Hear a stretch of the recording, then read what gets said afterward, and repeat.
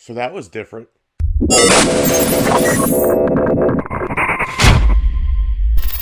Nerd Theory. The Killing of a Sacred Deer stars Colin Farrell and Nicole Kidman. Colin Farrell, by the way, has just a mighty beard in this movie. It's very impressive. Uh, Colin Farrell plays a surgeon. Nicole Kidman plays his wife. They have this, kind of what you would think a surgeon's house would be like. They have two kids, and everything seems to be hunky dory for them. But the strange thing about this movie is that Colin Farrell is actually kind of has a strange relationship with this teenage boy named Martin. Not in a weird way. Well, kind of weird, but not like what you're thinking right off the bat. Basically, he's kind of a father figure to this boy who lost his father on the surgery table.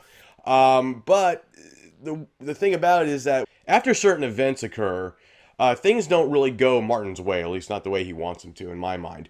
And what ends up happening is you come to find out that Martin's dad was actually the patient of Colin Farrell on the surgical table where he died, in which he blames Colin Farrell for all this time. So what it ends up doing is kind of putting this hex on the family where the first step is paralysis of the legs. They can't walk. And then the last step eventually being death. The only way to stop this is that Colin Farrell has to kill either one of his two kids or his wife, Nicole Kidman.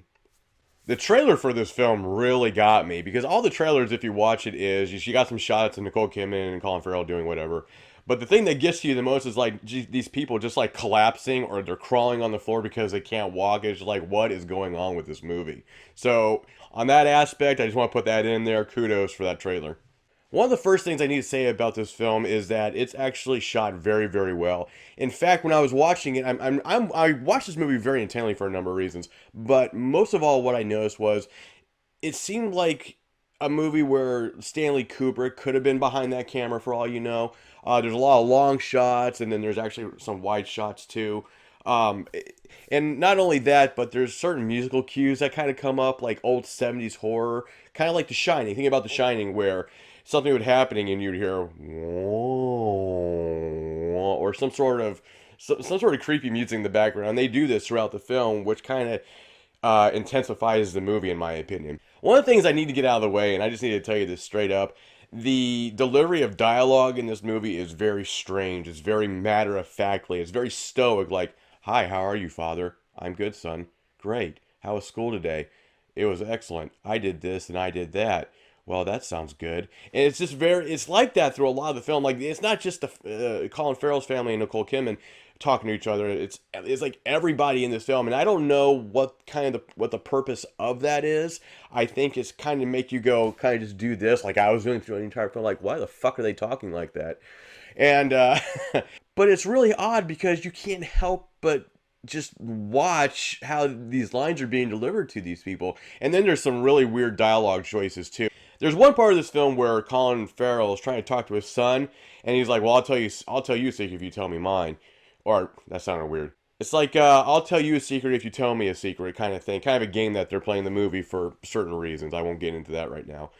But the son's like, "I don't have it." And he's like, and he goes, "Fine, I'll go first." And he proceeds to tell him about this weird sexual act that happened to him when he was a kid. Like, apparently you don't know how grown-ups talk to their kids, because that's just weird.